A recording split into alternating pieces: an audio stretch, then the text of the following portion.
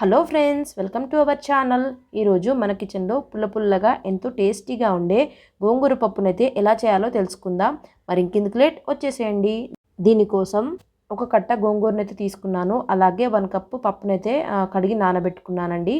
ఇప్పుడు స్టవ్ పైన కుక్కర్ని అయితే పెట్టుకుందాము. ఆయిల్ అయితే వేసుకోవాలండి. దీంట్లో ఆయిల్ హీట్ అయిపోయిన తర్వాత ఇందులో ఒక 1 టీ స్పూన్ పోపు దినుసులు అయితే వేసుకుంటున్నాను.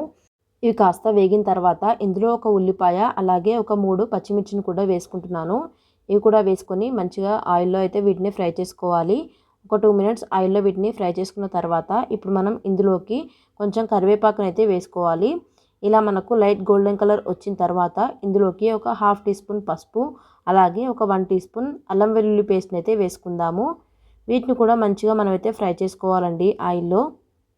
ఇప్పుడు ఇందులో మనం కడిగి నానబెట్టుకున్న గోంగూరనైతే ఇందులోకి వేసుకోవాలండి. గిన్నె నిండా నీళ్లు పోసుకొని మనం ఈ గోంగూరనైతే కడుక్కోవాలండి. ఎందుకంటే దీంట్లో మట్టి అయితే ఉంటుంది కాబట్టి మంచిగా కడుక్కోవాలి. కడిగిన తర్వాత గోంగూర మొత్తం ఇందులో వేసుకొని ఒక 5 మినిట్స్ పాటు మంచిగా వేయించుకోండి. ఇలా మంచిగా ఫ్రై అయిపోయిన తర్వాత ఇప్పుడు మనం ఇందులోకి నానబెట్టుకున్న పప్పును కూడా వేసుకుందాము. మనం తీసుకున్న 1 కప్పు పప్పు కోసం 2.5 కప్పుల వాటర్ని అయితే వేసుకోవాలండి. వాటర్ వేసుకున్న తర్వాత ఇందులో ఇప్పుడు ఉప్పు, కారాలు అయితే వేసుకోవాలి.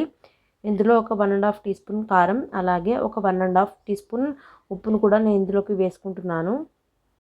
ఒక 1/2 టీ స్పూన్ ధనియా పౌడర్ కూడా వేసుకొని మంచిగా కలుపుకొని ఇప్పుడు మనం కుక్కర్ని అయితే పెట్టుకోవాలండి.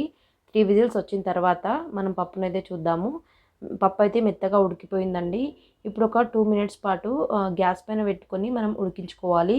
కొన్ని వాటర్ని అయితే నేను పోసుకున్నానండి. ఇప్పుడు మనకు ఉప్పు, కారం ఏదైనా తక్కువైతే మనం ఇప్పుడు యాడ్ చేసుకోవచ్చు.